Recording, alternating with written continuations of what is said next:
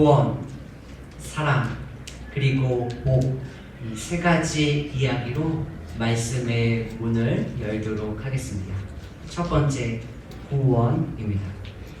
제가 지난주 야외 예배 식사를 픽업하기 위하여 식당에 갔습니다.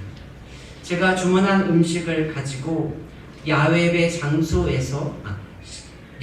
장소로 가기 전에 아내에게 물어볼 것이 있었습니다. 그래서 아내에게 전화를 했습니다. 전화를 받은 아내가 저의 질문에 짧게 대답하고 이렇게 이야기했습니다. 나 지금 찬양인도 하는 중이야. 제가 야외 장소로 운전하며 가면서 머릿속으로 과연 어떤 상황일까 그려보았습니다. 그런데 그림이 잘 그려지지 않았어요. 제가 야외 예배 장소에 도착하고 나서야 상황이 파악이 되었습니다. 야외 예배를 은혜 가운데 마치고 집에 돌아와서 아내에게 그때 상황에 대해서 조금 더 자세하게 듣게 되었습니다. 정다운 믿음의 수다와 식사 사이에 잠깐의 여유의 시간이 있었습니다. 핸드폰을 볼 수도 있고 주변을 산책할 수도 있고 옆에 있는 분들과 이야기를 나눌 수도 있습니다. 그런데 권사님들은 찬양을 선택하셨고 아내의 기타 반주에 맞추어 찬양을 부르기 시작하셨습니다. 저는 그 아름다운 모습을 보지 못했습니다. 너무나도 마음에 아쉬움이 있었습니다. 그래서 혹시 그때의 상황을 사진이나 영상으로 가지고 계신 분들이 있다면 공유해 주시기를 부탁드렸습니다. 제 마음을 헤아리고 어느 권사님이 그때의 영상을 보여주셨습니다. 그 영상 속에 박수치며 찬양하는 권사님들의 모습을 보면서 너무 기쁘고 감사했습니다. 돈으로도 못 가요. 능력 있어도 못 가요. 똑똑해도 못 가요. 정말일까요? 우리가 살아가는 현실은 돈과 권력 그리고 지식이 있으면 어디든지 갈 수 있지 않나요? 말하는 대로, 생각하는 대로, 원하는 대로 할 수 있지 않나요? 그런데 하나님의 나라는 거듭나야만 가는 나라, 믿음으로만 가는 나라입니다. 아무나 갈 수 있는 곳이 아닙니다. 그런데 하나님께서 우리에게 선물로 그 나라를 주셨습니다. 반복되는 일상, 특별한 일 없는 하루, 그 삶에 이 기쁨과 감격이 있으세요? 그 감사가 넘치고 계시나요? 두 번째, 사랑입니다. 사람들이 밴쿠버 집값이 너무 비싸서 힘들어 합니다. 10여 년 전 밴쿠버에 처음 왔을 때 어느 분이 밴쿠버의 집값이 이렇게 폭등한 이유를 말씀해 주셨습니다. 특정 나라의 사람들이 현금으로 그것도 웃돈을 얹어서 집을 사는 바람에 집값이 이렇게 많이 올랐습니다. 맞나요? 저희가 이사를 해야 해서 집을 알아보고 있었습니다. 어느 집이 주변의 시세보다 저렴하게 나왔습니다. 그래서 저희가 집 주인에게 연락을 했습니다. 그리고 집주인을 만나고 집을 둘러보았습니다. 집을 다 둘러보고 제가 그 집주인에게 이렇게 물어보았습니다. 왜 시세보다 이렇게 저렴하게 렌트비를 받으시나요?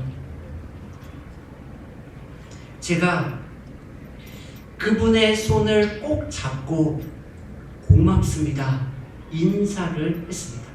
그 이유가 무엇일까요? 저희는 결국 그 집에 살지 못하고 다른 곳으로 이사했습니다. 그분의 대답이 무엇인지 아세요? 저는 저희 집이 이 정도의 렌트비를 받는 것이 적당하다고 생각합니다. 너무 귀하고 멋진 생각 아닐까요? 내가 렌트비를 조금 내는 것은 괜찮지만 내가 렌트비를 조금 받는 것은 불편해. 이것이 우리의 모습 아닐까요? 조금 무례할 수 있지만 제가 그분에게 당신이 가지고 있는 마음을 잘 지켰으면 좋겠습니다. 이렇게 이야기했습니다.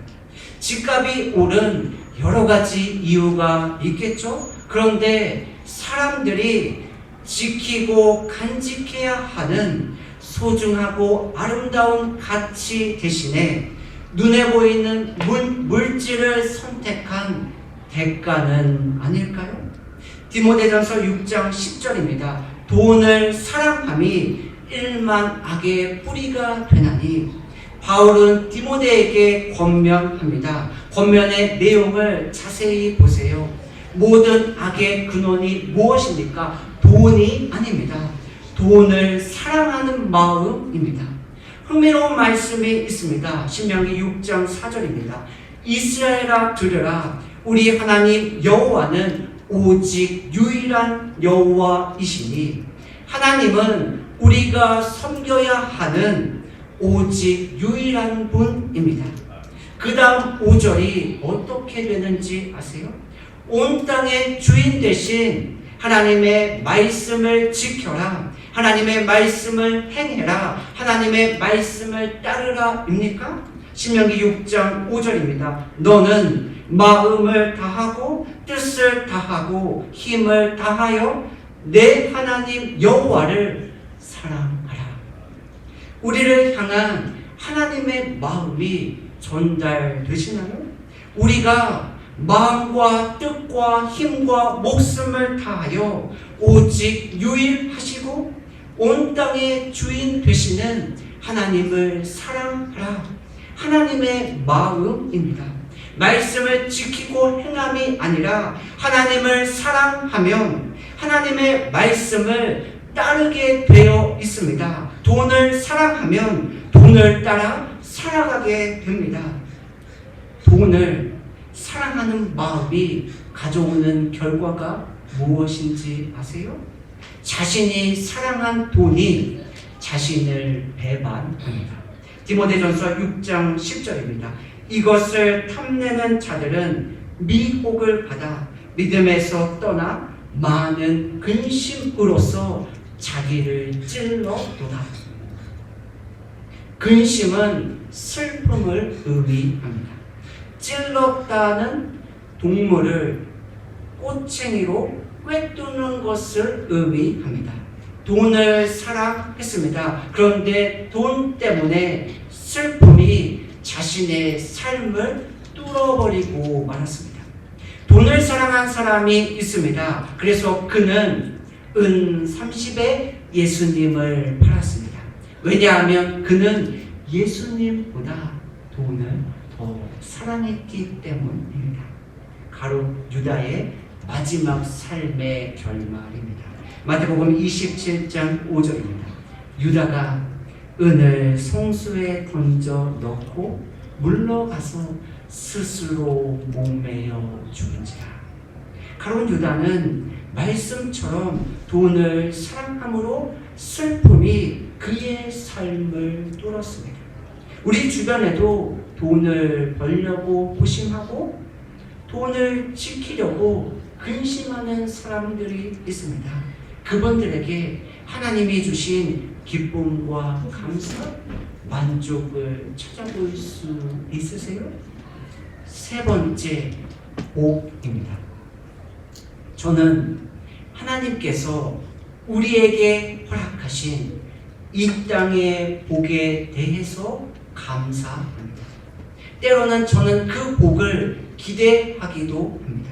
그래서 하나님의 사람들이 이 땅에 받은 복에 복의 이야기를 들을 때에 저에게 큰 기쁨과 위로가 됩니다. 그럼에도 저는 하나님께 이 땅의 복을 잘 구하지 않습니다. 오해하지 마십시오. 절대 구하지 않는 것이 아닙니다. 자주 구하지 않습니다. 제가 이 땅의 복을 싫어하기 때문일까요? 아니요.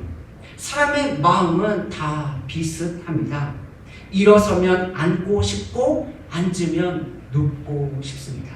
그럼에도 제가 이 땅의 복에 크게 신경 쓰지 않는 이유가 있습니다. 이 땅의 복은 하나님과 바른 관계, 하나님과 친밀한 관계, 그리고 하나님과의 인격적인 관계로부터 주어지기 때문입니다. 우리가 하나님 안에 있으면 복을 받기 싫어도 복을 받을 수밖에 없습니다. 요한복음 15장 5절입니다. 나는 포도나무요 너희는 가지라. 그가 내 안에 내가 그 안에 거하면 사람이 열매를 많이 맺나니. 우리가 우리의 포도나무 되시는 예수님께 붙어 있습니다. 그 결과 우리는 그 나무의 뿌리의 영양분을 공급받습니다. 그래서 자연스럽게 풍성한 열매를 맺을 수밖에 없습니다. 열매를 맺기 싫어도 열매를 맺을 수밖에 없습니다. 복을 받고 싶어도 복을 받지 못하는 사람이 있습니다. 열매를 맺고 싶어도 열매를 맺지 못하는 사람이 얼마나 많습니까? 그럼에도 우리에게 복과 열매가 보장되어 있습니다. 이것이 얼마나 큰 하나님의 은혜입니까? 하나님께서 나에게 주신 복을 세어 보시겠어요? 받은 복이 없다고 생각하시나요? 아니면 받은 복이 적다고 여기시나요? 혹시 사람들의 입이 크게 벌어질 정도로, 사람들의 고개가 끄덕여질 정도의 복을 받지 않아서 받은 복이 잘 생각나지 않으세요? 우리가 믿음의 사람들과 함께 우리의 믿음의 주인 되시는 예수님을 예배합니다. 우리가 믿음의 사람들과 맛있는 식사를 나누며 삶의 소소한 이야기를 나눕니다. 우리가 나에게 주어진 하루를 크던 작던 하나님의 이야기로 채워갑니다. 이 모든 것이 하나님의 은혜, 하나님의 복 아닐까요? 마지막 네 번째 결말입니다. 하나님의 선물 구원, 하나님을 사랑함, 그리고 하나님께서 베푸신 복에 대해서 살펴보았습니다. 이 세 가지가 있는 삶이 어떤 결말을 맺게 될까요? 비가 내리고 홍수가 나고 바람이 붑니다. 그런데 어떤 집은 무너지지 않고 또 다른 집은 쉽게 무너집니다. 왜 이런 차이가 생겼는지 사람들은 알지 못합니다. 왜냐하면 겉으로 볼 때에 두 집이 똑같기 때문입니다. 그래서 사람들이 원인을 찾습니다. 그리고 원인을 발견합니다. 두 집의 차이는 기초에 있습니다. 무너지지 않는 집의 기초는 반석입니다. 반면에 무너진 집의 기초는 모래입니다. 하나님은 하나님의 말씀을 듣고 행하면 반석 위에 지은 집이라고 말씀하십니다. 어떠한 상황에서도 무너지지 않는다고 약속하셨습니다. 저는 이 말씀을 우리의 삶에 적용해 보았습니다. 그런데 제가 철이 조금 들고 현실을 보게 되었습니다. 그러자 우리 삶의 현 주소가 제 눈에 들어왔습니다. 우리가 살아가는 현실의 삶은 성경의 말씀과 정반대처럼 보였습니다. 예수님의 말씀을 주의 깊게 듣고 관계를 맺으며 신실하게 살아가는 삶이 쉽게 흔들리고 무너지는 것처럼 보입니다. 반대로 하나님의 말씀을 무시하고 듣지 않으며 하나님과 관계없이 살아가는 삶이 무너지지 않는 견고한 콘크리트 위에 지은 집처럼 보였습니다. 과연 우리가 이러한 현실에도 불구하고 우리의 삶이 무너질 수 없는 반석 위에 지은 집이라고 고백할 수 있을까요? 어떻게 확신할 수 있을까요? 지난주 월요일 제가 캐나다 국세청에 전화를 했습니다. 저의 예상은 주말이 지나고 월요일이 되었으니 얼마나 오랫동안 기다려야 상담원과 통화할 수 있을까 였습니다. 그런데 생각보다 금방 상담원과 연결이 되었습니다. 제가 그분에게 교회의 비즈니스 번호를 알려주었습니다. 그리고 저의 이름을 이야기해 주었습니다. 상담원이 저의 발음이 좋지 않아서 저의 이름을 잘 알아듣지 못하는 거예요. 그럴 때 어떻게 하죠? 제가 T for Tiger, A for Apple 이렇게 해서 결국 제 이름을 다 이야기해 주었습니다. 그리고 잠시 후 그 상담원이 저에게 이렇게 이야기했습니다. 당신의 이름이 비즈니스 이름 위에 기록되어 있지 않습니다. 나는 당신에게 어떠한 정보도 어떠한 이야기도 할 수 없습니다. 제가 전화를 끊었습니다. 이상하다. 전혀 예상하지 못한 상황이었습니다. 그래서 이번에는 비즈니스 넘버를 영어로 불러주지 않고 직접 입력할 수 있는 곳으로 연결을 했습니다. 정확하게 비즈니스 넘버를 입력하고 제 이름을 이야기했습니다. 감사하게도 이번에는 저의 이름을 잘 기억해 주었습니다. 근데 그 상담원도 역시 저에게 동일하게 당신의 이름이 기록되어 있지 않으니 당신과 이야기할 수 없습니다. 제가 이번엔 물러설 수 없었습니다. 내가 당신에게 교회의 이름과 주소를 알려줄 수 있습니다. 그리고 저는 목사입니다. 그래도 그분은 계속해서 당신의 마음은 충분히 헤아리지만 나는 당신과 어떠한 이야기도 나눌 수 없습니다. 이야기했습니다. 제가 전화를 끊었습니다. 그리고 이 말씀을 생각해서인지 하나의 깨달음이 생겼습니다. 하나님 나라에 갔을 때도 이런 일이 생기면 어떡하지? 나는 하나님 나라에 내 이름이 기록되어 있다고 분명히 생각했는데 마침 갔더니 나의 이름이 기록되지 않으면 얼마나 황당하고 얼마나 억울하고 얼마나 원통할까? 자신 있으신가요? 정말 우리의 이름이 하나님의 생명책에 분명하게 기록되었다고 확신할 수 있으세요? 마태복음 7장 22절입니다. 처음에 시작이 어떻게 기록되어 있나요? 그날에입니다. 오늘 말씀의 배경이 언제입니까? 그날, 마지막 날, 그리고 심판의 날입니다. 그때 반석 위에 지은 집과 모래 위에 지은 집이 최종 결과가 공개되는 때입니다. 기대가 되시나요? 아니면 반대이시나요? 우리 함께 믿음으로 고백하기를 원합니다. 디모데후서 4장 7절입니다. 우리 함께 한 목소리로 믿음으로 고백하겠습니다. 함께 고백하겠습니다. 나는 선한 싸움을 싸우고 나의 달려갈 길을 마치고 믿음을 지켰으니 디모데후서 4장 8절입니다. 이제 후로는 나를 위하여 의의 면류관이 예비되었으므로 주 곧 의로우신 재판장이 그날에 내게 주실 것이며 내게만 아니라 주의 나타나심을 사모하는 모든 자에게 보니라. 아멘. 말씀을 마무리하도록 하겠습니다. 학생들은 자신들이 공부한 내용을 확인하기 위해서 시험을 봅니다.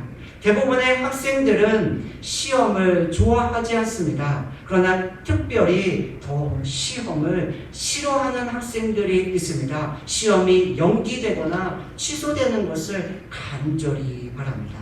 누구일까요? 시험 공부를 하지 않는 학생들입니다. 반면에 시험 공부를 열심히 한 학생들은 조금 긴장되고 떨리지만 시험 보는 것을 넘어서 자신의 성적을 기대하기도 합니다.